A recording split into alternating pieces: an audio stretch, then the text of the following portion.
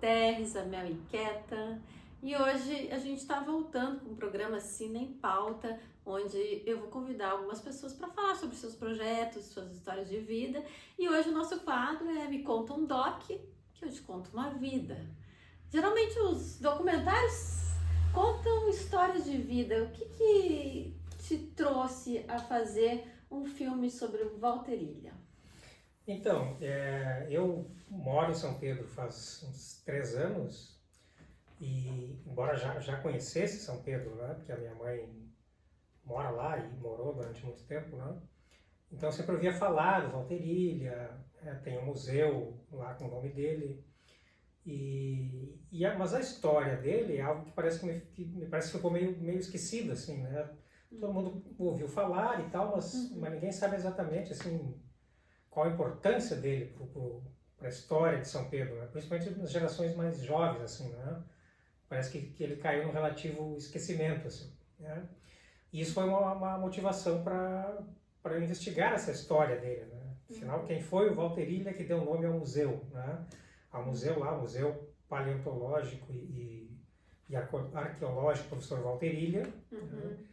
Que foi ele era um tipógrafo por profissão, e foi um paleontólogo e um arqueólogo amador, autodidata, que fez muito pela preservação dos fósseis de madeira petrificada que tem naquela região lá de São Pedro, toda a região central do estado, né?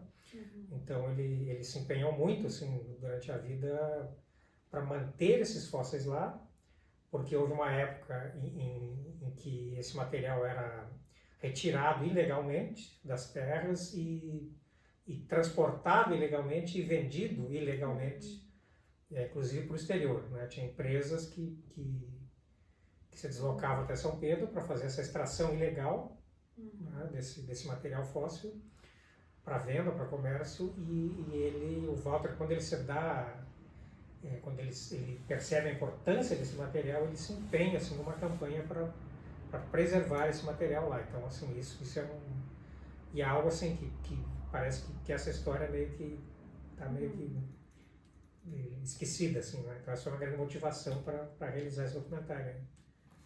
E para quem não é aqui da região central do Rio Grande do Sul, a nossa região aqui já é pesquisada, estudada muito, inclusive que agora está tendo sobre alguns outros projetos de geoparques, né, que exploram, né, essa questão paleontológica aqui na região.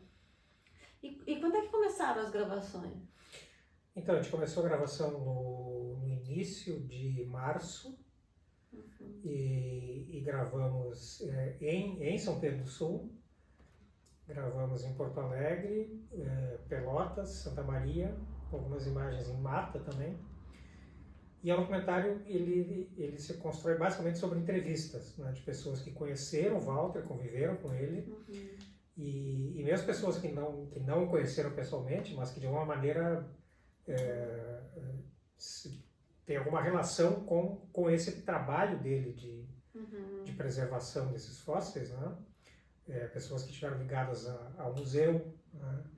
E então é um trabalho de resgate dessa memória, assim, né? E aí Pelotas tem um professor da Universidade Federal que foi o diretor do museu logo após o falecimento do Walter, foi o primeiro diretor do museu após a morte do Walter. Em Porto Alegre, uma professora da URGS, aposentada. Quando é que foi a morte dele? Ele faleceu em 87. E ele tinha na época 55 anos. E aí ficou esse legado assim, do trabalho dele, né? É interessante que é a partir da morte dele que o museu se institucionaliza, né? Porque até então, durante a vida dele, tudo dependia muito dele, né? Ele era a referência, né? Não havia havia um espaço, havia um museu, mas ainda sem o nome dele, né? E que dividia espaço com outro museu da cidade, o Museu Fernando Ferrari. E depois da morte dele que finalmente, então, esse trabalho todo tem um reconhecimento e ganha um espaço próprio, institucionalizado, assim, né? Então, em homenagem a ele, né? E esse espaço se consolida, então. E ele morreu jovem, né? Ele morreu jovem. A morte dele é um pouco misteriosa, assim, né? Tem várias versões, né? Uhum. Tem algumas pessoas que disseram que ele faleceu em casa, outras pessoas dizem que ele veio a Santa Maria, foi atendido no hospital e faleceu aqui, né? Me parece que é essa a versão oficial, digamos assim, né? Mas é interessante assim que as pessoas têm lembranças distintas, né? Sobre a morte dele, né? Um mal súbito, né? Que ele estava em casa trabalhando e faleceu na mesa de trabalho, né? Outra pessoa diz, não, ele chegou a ser socorrido, trazido para Santa Maria e veio a falecer aqui, né? Então isso é uma das coisas que apareceu no documentário, né? Durante a produção, né? E o que te chamou mais atenção nessas entrevistas? Assim, as pessoas têm uma lembrança muito boa do Walter, assim, né? Que tanto por esse trabalho que ele fez, né? Que se hoje, assim, São Pedro é conhecida por ter esse museu e os fósseis, né? Muito dependeu do trabalho dele, né? Mas para além disso, as pessoas têm uma lembrança pessoal dele muito boa, assim, né? Que era uma pessoa muito querida, assim, né? Alguém muito bondoso, né? Ele, além desse trabalho, além do trabalho de tipógrafo, que era a profissão dele, ele se envolveu com outras entidades, assim, como o Laios, o hospital da cidade. Então ele tinha esse trabalho filantrópico, assim, de voluntário, né? Em várias dessas entidades. Então ele tem uma pessoa muito querida, assim, pela comunidade. E todas as pessoas que conviveram com ele, pessoalmente, têm uma lembrança muito boa dele, assim. E quando vai ser o lançamento? A princípio, final de julho, né? A gente está prevendo que até lá a gente finaliza. A gente já fez toda a parte de produção, de gravação, né? Estamos agora na edição. Então, a edição que é um processo bem demorado, né? Mas a gente espera aí que até julho, esteja tudo finalizado, a gente consiga fazer o lançamento em São Pedro, inicialmente, na Casa de Cultura. E aí depois a gente vê qual vai ser o destino, né? A intenção é escrever o documentário depois em festivais, né? Que na verdade, onde circula, né? Comentários em curta-metragem não tem não são muito, tem uma atração comercial, digamos assim, né? Então eles têm um circuito de festival, né? E aí vamos ver o que acontece, né? A gente conseguir que ele tenha uma exibição em alguma outra mídia, né? Na TV, enfim, né? Seria ótimo, mas basicamente é esse o destino aí dele, né? E lembrando que o documentário foi, né, apoiado, né, financiado pela Paulo Gustavo, né, a lei. A Lei Paulo Gustavo, o edital lá de São Pedro.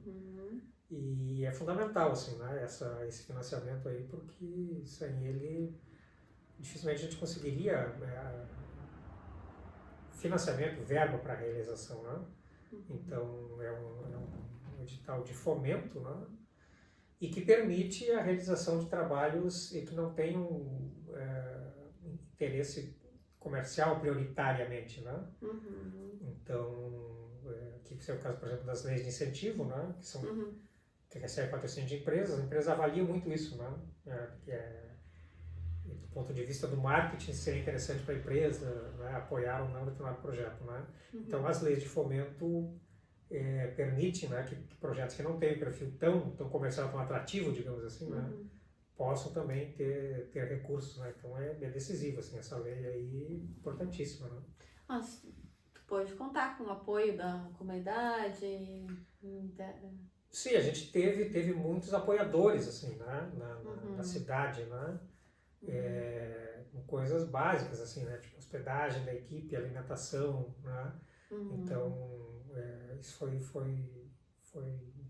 importante, fundamental, assim, porque a verba também não é uma verba, o valor é assim, é o mínimo para você poder realizar um trabalho com qualidade, né? E ainda assim você sempre tem mais despesas, né? Então esse apoio, né, foi fundamental, assim, né?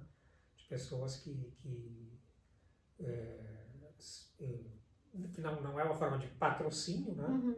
Não patrocinaram com valores, com dinheiro, né? mas apoiaram com outras coisas, né? Então, decisivo também. Certo. Então, parabéns à comunidade de São Pedro aí, que apoiou, que estimula o audiovisual, a cultura local, e valoriza, né? Parabéns, Sim, né? sim. A ti pelo documentário. E vamos ver em breve, né? Vamos, né? E aí, previsão é julho, né? Finalzinho de julho, início de agosto, ele está finalizado aí, pronto para o lançamento. Vamos ver se pelo menos o teaser a gente coloca aí na Retina, né? Sim, isso é ótimo. Obrigada, Silnei. Obrigado. Obrigada, pessoal. E até breve. Tchau, tchau.